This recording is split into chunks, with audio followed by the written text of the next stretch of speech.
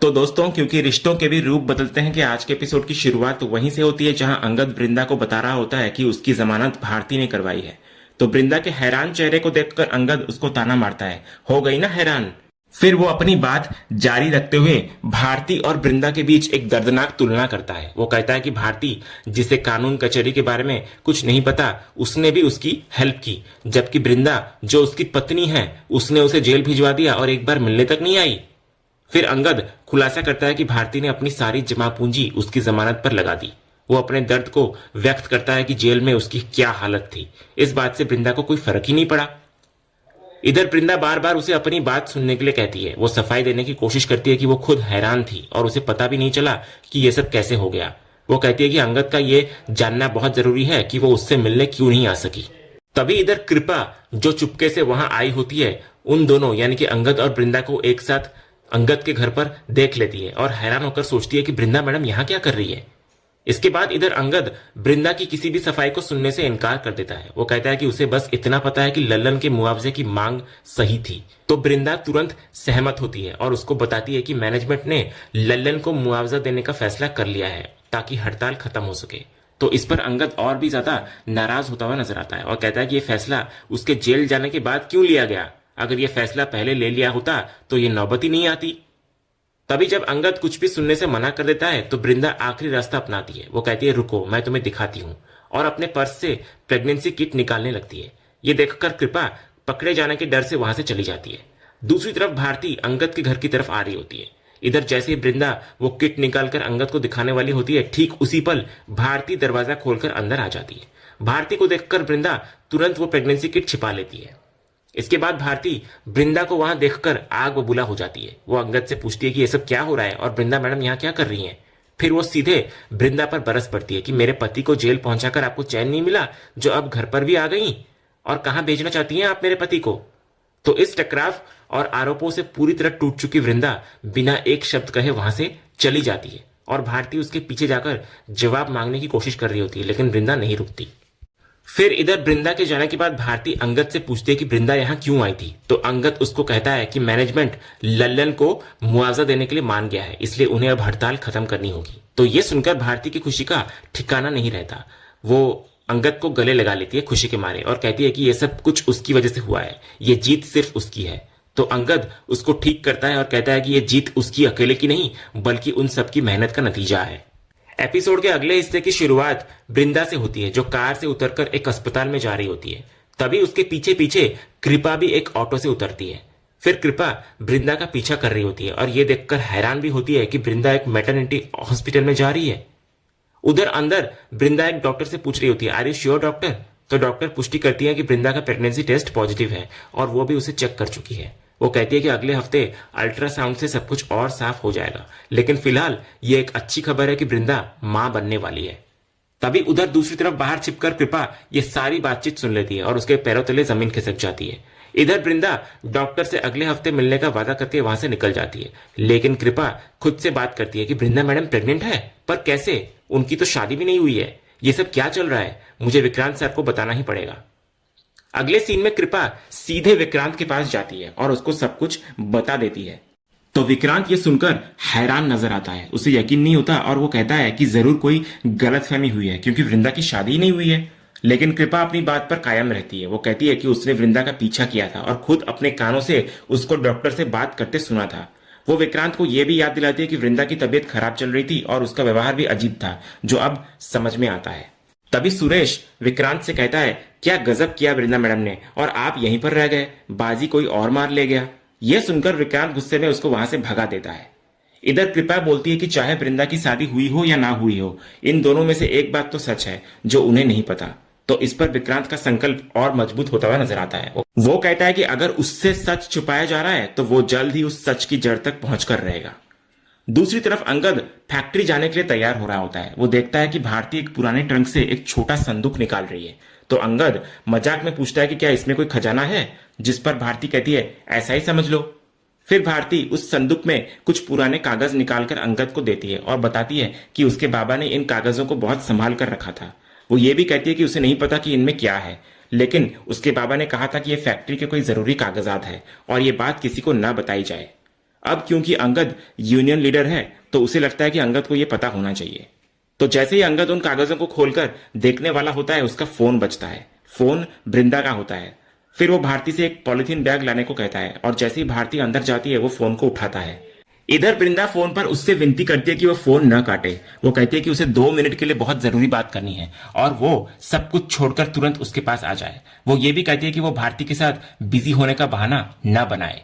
तभी इतने में भारती भी वापस आ जाती है तो अंगद तुरंत फोन पर ऐसे बात करने का नाटक करता है जैसे उसकी आई मालती का फोन है। वो कहता है ठीक है आई, मैं ऑफिस जाते हुए आता हूँ, और फोन काट देता है। फिर वो भारती से कहता है कि आई ने अर्जेंटली बुलाया है और वो कागज बाद में देखेगा। इतना बोलकर वो तुरंत वहां से निकल जाता है। अगले सीन में अंगद बृंदा के पास पहुंचता है। बृंदा उसको पॉजिटिव प्रेगनेंसी किट दिखाती है। ये देखते ही अंगद की खुशी का ठिकाना नहीं रहता। वो बृंदा को गोद में उठाकर घुमाने लगता है। बृंदा उसको नीचे उतारने के लिए कहती है। नीचे उतरने के बाद अंगद माफी मांगता है और कहता है कि वो थोड़ा ज्यादा एक्साइटेड हो गया था। तभी बृंदा उसको पूछती है कि वो खुश क्यों हो रहा है, तो अंगद हैरान होकर कहता है कि ये तो खुशी की ही बात है, वो माँ बनने वाली है और वो फिर से पिता बनने वाला है। तो बृंदा उसको याद दिलाती है कि उनकी जिंदगी कितनी उलझी हुई है। एक तरफ भारती है जो उसे अपना पति मानती है, तो दूसरी तरफ फैक्ट्री की वजह से वे दोनों एक दूसरे के खिलाफ हैं।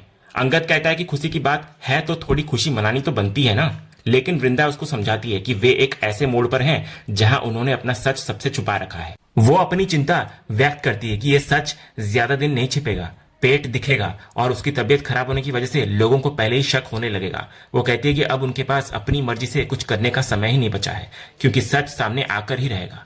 इसीलिए वृंदा एक ही समाधान बताती है कि अंगद अभी जाकर भारती को सारी सच्चाई बता दे। वो कहती है कि उसके बाद ही वे साथ में जश्न मनाएंगे। वो अंगद से पूछती है तुम बताओगे ना भारती को, तो अंगद कोई जवाब नहीं देता, बस चुपचाप वृंदा को देखता रहता है। उधर ऑफिस में विक्रांत कृपा और सुरेश से वृंदा के कैबिन की छानबीन करवा रहा होता है। वो उन्हें वृंदा की निजी जिंदगी से जुड़ी कोई भी सुराग ढूंढने का आदेश देता है, क्योंकि उसे यकीन है कि अगर वो शादीशुदा और गर्भवती है तो कोई ना कोई सबूत जरूर मिलेगा। तभी छानबीन के दौरान कृपा के हाथ से एक फाइल गिर जाती है जिसमें से कुछ कागज बाहर बिखर जाते हैं। विक्रांत की नजर एक एनवेलप पर पड़ती है जिस पर मिस्टर एंड मिसेस विरानी लिखा होता है, तो उसे हैरानी होती है क्योंकि इस नाम से आज तक कोई पत्र ही नहीं आया। वो उसे फिर खोलकर पढ़ता है और पाता है कि ये बच्चों के स्कूल के एनुअल फंक्शन का इनविटेशन लेटर है। विक्रांत को तुरंत एहसास होता है कि ये एक बहुत बड़ा सुराग है। वो सुरेश से कहता है मैंने कहा था ना यहाँ कुछ जरूर मिलेगा। वो उस लेटर को सच तक पहुंचाने वाला कागज कहता है और संकल्प लेता है कि वो पता लगाकर रहेगा उसके सपनों पर पानी कौन फेर रहा है। दूसरी तरफ वृंदा घर से बाहर निकल रही होती है, तभी उसे बच्चों के स्कूल से फोन आता है। हेड मिस्ट्रेस उसको व्यक्तिगत रूप से स्कूल के एनुअल फंक्शन के लिए आमंत्रित करती है और कहती है कि वे चाहती हैं कि वृंदा और मिस्टर विरानी दोनों फंक्शन में आए। वो बताती है कि बच्चे उन्हें देखकर बहुत खुश और प्रेरित होंगे। वृंदा हाँ कर देती है। तभी हेड मिस्ट्रेस पूछती है कि क्या उन्हें निमंत्रण पत्र मिला, जिस पर वृंदा मना करती है और कहती है कि शायद गार्ड ने उसे ऑफिस भेज दिया होगा।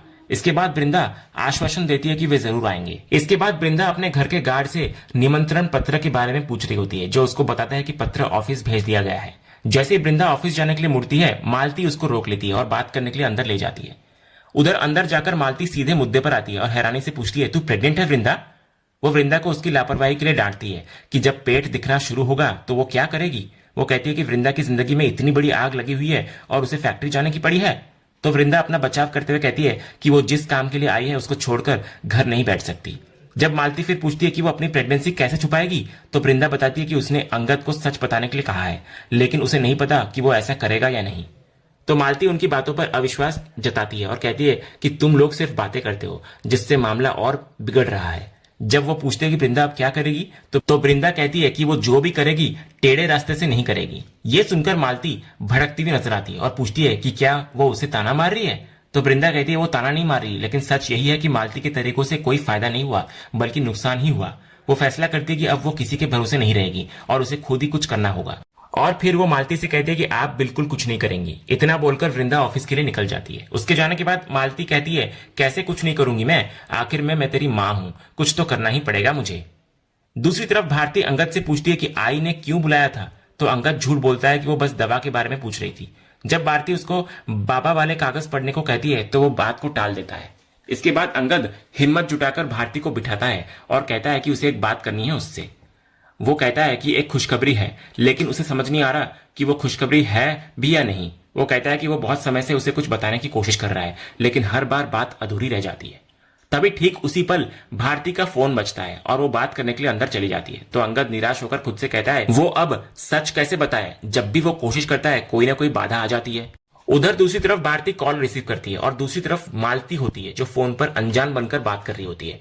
वो भारती से कहती है कि उसकी बात वो ध्यान से सुने। तो भारती पहले पूछती है कि वो कौन है, लेकिन मालती कहती है ये सब छोड़ो और बात सुनो। जब भारती मना करने लगती है तो मालती उसे एक राज की बात का लालच देती है, तो भारती मान जाती है। तब मालती उसे एक रहस्यमयी सलाह देती है, तेरा जो होने वाला पति है ना, उसके सामने सिर्फ 2 नाम ले लेना, अक्षय और माधवी। तू देखना उसके चेहरे की हवाइयां उड़ जाएगी। इतना बोलकर मालती फोन काट देती है। फिर वो खुद से कहती है अंगद और वृंदा से तो कुछ होने वाला नहीं था, तो इससे तो काम बन ही जाएगा। उधर भारती फोन पर बात करके बाहर आती है। वो बहुत ही सहजता से अंगद को पूछती है तुम्हारी बहन की बेटी थी ना, क्या नाम था उसका? तो अंगद थोड़ा हैरान होकर पूछता है कौन सी बेटी? तो भारती उसे याद दिलाती है तुमने बताया था ना कि तुम्हारी एक बहन की बेटी है जिसका नाम माधवी है। तो अंगद हाँ में सिर हिलाता है और कहता है कि हाँ, बहन की बेटी है माधवी।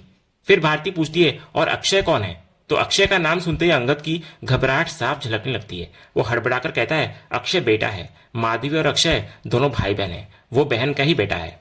तो अंगद जो अब पूरी तरह से असहज हो चुका है, भारती से पूछता है कि वो अचानक ये सब क्यों पूछ रही है। तो भारती उसे बताती है कि अभी उसे किसी अनजान महिला का फोन आया था जो उसे कोई राज की बात बताने का दावा कर रही थी। उस महिला ने भारती से कहा कि तुम अंगद के सामने जाकर अक्षय और माधवी का नाम ले लेना और फिर देखना कि उसके चेहरे के रंग कैसे उड़ जाते हैं। ये सुनकर अंगद के चेहरे पर आश्चर्य और भय के भाव आ जाते हैं। वो स्तब्ध होकर भारती को देखता रह जाता है और इसी चौंकाने वाले सीन के साथ आज का ये एपिसोड यहीं पर खत्म होता है। तो दोस्तों, आपको आज का ये एपिसोड का अपडेट कैसा लगा, अपनी राय हमें कमेंट बॉक्स में जरूर बताएं। अगर आपको आज का ये वीडियो पसंद आया हो तो वीडियो को लाइक और शेयर जरूर करें और ऐसे ही लेटेस्ट एपिसोड के अपडेट्स जानने के लिए हमारे इस चैनल को सब्सक्राइब करना ना भूलें और बेल आइकन को भी जरूर दबाएं। मिलते हैं अगले एपिसोड के अपडेट के साथ, तब तक के लिए धन्यवाद।